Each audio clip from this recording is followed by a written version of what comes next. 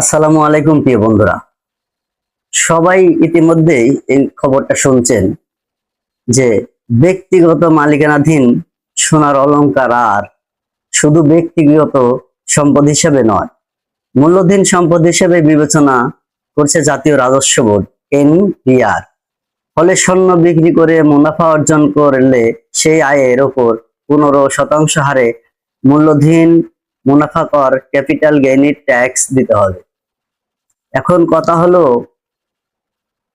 এটা কাদের জন্য? আসলে এটা একটা লিমিট করা দরকার ছিল। আমি একজন সাধারণ মানুষ, আমার 1 ভরি স্বর্ণ আছে, এটা বিক্রি করতে গেলে 15% হিসেবে দিতে হবে। এটা তো আমার খুবই প্রয়োজনের কারণে বিক্রি করছি। ধরেন সাপোজ 2 লক্ষ টাকা আমার খুবই প্রয়োজন, 1 ভরির দামই 2 লক্ষ টাকা। এখানে যদি আমি 15% করে দিয়ে আসি, তাহলে এই টাকার যে কমতি, এটা পূরণ হবে কি করে? এটা তো আমার খুব প্রয়োজনের জন্য বিক্রি করছি। একজন স্বর্ণ বিক্রি করে শখের জিনিস, তার খুবই প্রয়োজনের কারণেই তো বিক্রি করে নাকি? হ্যাঁ, এখানে প্রশ্ন থাকে যাদের অঢল আছে, যারা ব্যবসা করে, যে দাম কমেছে তারা কিনেছে, দাম বাড়ছে তারা বিক্রি করছে, এরকম হলে এটা তাদের এটা যায়। কিন্তু একজন সাধারণ মানুষ যার একটা ছোট্ট কানের রিং আছে, এটা বিক্রি করে একটা সন্তানের পরীক্ষার ফি দিবে কিংবা অসুস্থ তাকে মেডিকেলে নেবে, এসব প্রয়োজনের জন্য বিক্রি করে যদি 10,000 টাকা 5,000 টাকা হয়েছে, তার যদি এটার জন্য মুনাফা দিতে হয়, আবার এই ট্যাক্স দিতে হয়, তাহলে সে ওই টাকাটা পূরণ কিভাবে করবে? এই জন্য এটা সবার ক্ষেত্রে চায় না।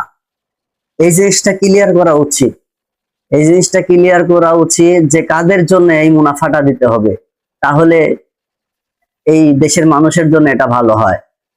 কারণ এটা নিয়ে অনেকেই ভাবতেছে যে এখন স্বর্ণ বিক্রি করতে গেলে টাকা দিতে হবে। আসলেই দিতে হবে, কিছু করার নেই, যেহেতু এটা প্রস্তাব বা আইন হচ্ছে, তাহলে দিতে হবে। এখানে আবার ওনারা বিদেশের সাথে তুলনা করছে।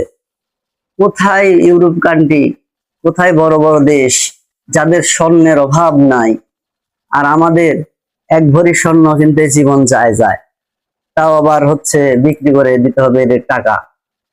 তাহলে কি আমাদের সাথে এগুলো যায়? এগুলো সাধারণ গরিব মানুষের সাথে যায় না। এই জন্য এটাকে ক্লিয়ার করা খুবই জরুরি যে কাদের জন্য এই 15%। যারা এইগুলো কিনতেছে, ব্যবসা করতেছে, তাদের জন্য ঠিক আছে আমি মনে করি একজন সাধারণ নাগরিক হিসাবে। কিন্তু এই 10,000 20,000